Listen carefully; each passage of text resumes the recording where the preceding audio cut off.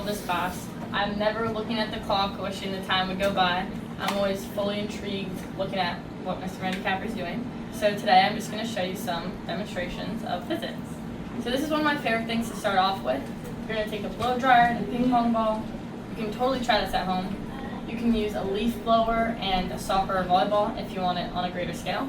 Either one. So, turn this on. It's going to be loud. The ping pong ball on top. This isn't the cool part. So I'm going to tilt. I'm going to tilt. I'm going to keep on tilting until the ping pong ball drops.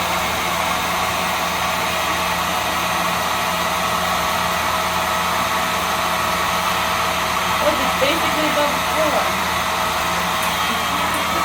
Eventually drop, but I did get as far down as I could. Each demonstration I try to get further. So this is our drawing of what's going on. So the low pressure is coming up from the blow dryer, and it's sort of creating like walls or like a cage around the ping pong ball. The ping pong ball keeps trying to resist when you see it like moving back and forth, rotating, shaking, but it's not strong enough to get out yet. But then the more I tip over, more the atmospheric pressure is affecting it. And when I got too horizontal, the atmospheric pressure, which we're living in right now, we can't feel it, but it did get to it and it eventually causes the ping pong ball to drop. So that's one of my favorite experiments. You can just try at home. It's a lot of fun. You can just, each time, just test how far you can go. I've been trying to get it perfectly horizontal. Almost there. So this is another one of my favorites. It always catches people by surprise. I'm going to take these two bricks and I'm going to put them on. Take two bricks.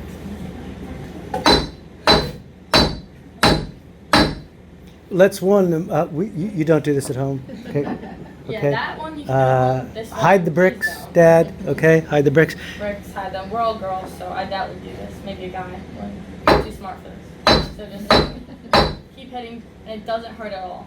Because these bricks have mass and inertia, and their mass is allowing them to resist movement. So now I'm going to put on two more bricks. It's getting heavy.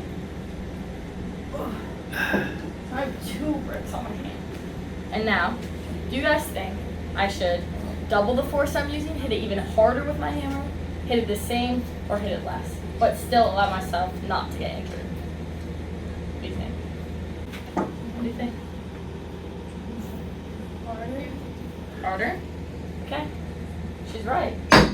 I'm hitting it harder, but it still doesn't hurt. Because I've doubled the amount of bricks, doubled the mass, and doubled the inertia. So I can hit my hand, and it won't hurt at all. It'll cause a little bit of mess, but it won't hurt. After I've done my two demonstrations, I'd like other people to participate with me. So, can I get a participant who would want to do this with me? Yeah, come on.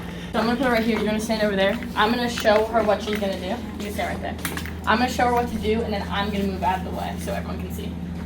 So, I'm going to set this up. Are you right or lefty? Right-handed. Okay. I'm going to put this on here. I'm going to move it. Sorry, guys. Up here. You're going to take your right hand. You're going to pull it this way. You're going to put your hand in. You're going to pull it perfectly horizontal, yank the metal ring, and get the expo marker to drop right in. Okay? Pull it horizontally. Ah! Oh my gosh, that was amazing. I've never seen someone. It's the law of inertia. So since the object was at rest on top, it's going to remain at rest. So you saw how it just perfectly dropped right into the class. Now I'm just going to show a little party trick. You can do this at Thanksgiving, Christmas, but I am going to need another volunteer. Okay, so you're going to get an empty bottle. This is Pellegrino. You could use Coke, soda, empty bottle. You're going to challenge your least favorite aunt or uncle for money, food, pie. And you're going to put the bottle down on the table. You're going to take a nut, this is a pistachio. You're going to put it at the mouthpiece of our bottle. And now you're going to challenge them to get the nut into the bottle without touching it. No hands, no forks, no knives, no shoulders. You can't touch it. What would you do? Go into it, I would say. Sure, try again. Ooh. So, let's try one more time. Let's see if that was a fluke. I'm not really sure. No, so this is actually a trick that you can play on your family, relatives. So the air is actually passing right past the nut into the bottle and actually ends up pushing it out. So you can't get the nut to go in, it's always gonna come out. So that's just a way to like trick your family members. It's always a good one. I'm gonna start doing this. Okay.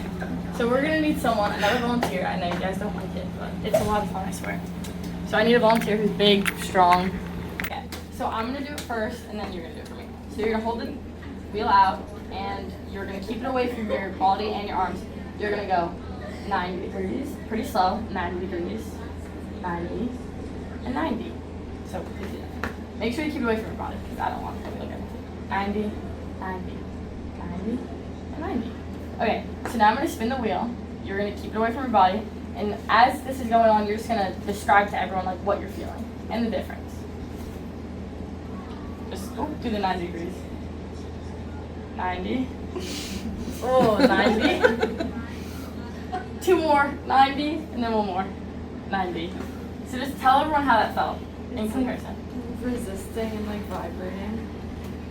It is. That's because of rotational inertia. So since it's rotating, it's gonna be a lot harder to move. And thank you for demonstrating for me. And that was all of my demonstrations. Thank you.